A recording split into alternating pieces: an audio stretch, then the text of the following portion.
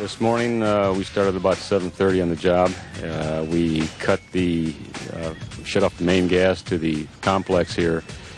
We cut the pipes out and installed some slip flanges to slip the stabilizer in place. The job is fairly simple. Wasn't a whole lot to it. It took about 6 hours, 2 guys, the time you set up and tear back down.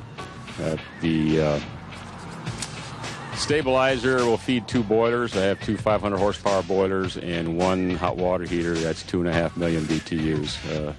We're on the main feed to those three units. Well, our intentions are to go back until about 1997, someplace that go back a few years, and get the outdoor air temperatures and our fuel consumption for the building, and then get some kind of tracking made, and then we're going to see what happens with the stabilizer in the system and compare that with the history of the building as far as the consumption of fuel. How long of a test do you think this would take before you're somewhat convinced that this works or doesn't work? What's your best guess on the length of testing? Well, I'd like to go through a whole winter. The one winter should be able to get an idea if we're saving anything. With the tracking that we intend to do, we should be able to tell. I'll know in April.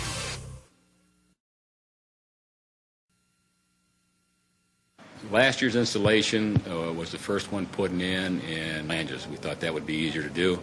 We found out it wasn't. That was a mistake on our part, ordering it that way. We had leaks on the threads, on the stainless steel threads. It took us a little while to take them apart, redope, and then use a different compound to finally get them where the threads would not leak.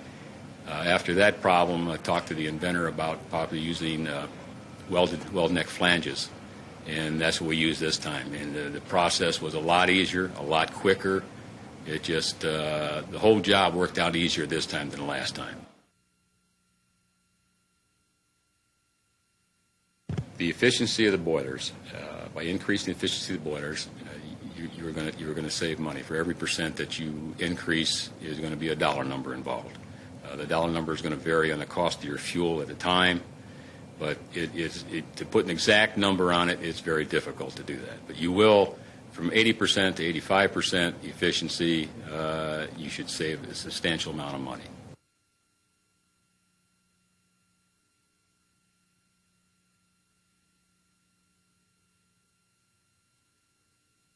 Our district is elated with the results. With the fuel stabilizer, we placed it at Central High School, which is a facility of 750,000 square feet, and the savings in gas consumption have been phenomenal.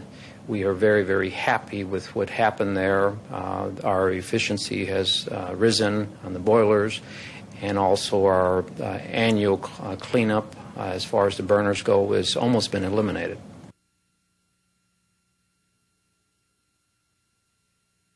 We intend to place the stabilizer in every one of our schools, and beyond that point we are looking at our facilities buildings where we also intend to place it in there to achieve the same results and the same savings. Currently, industry is flat in East Chicago, and we are looking to be fiscally responsible by saving in other areas.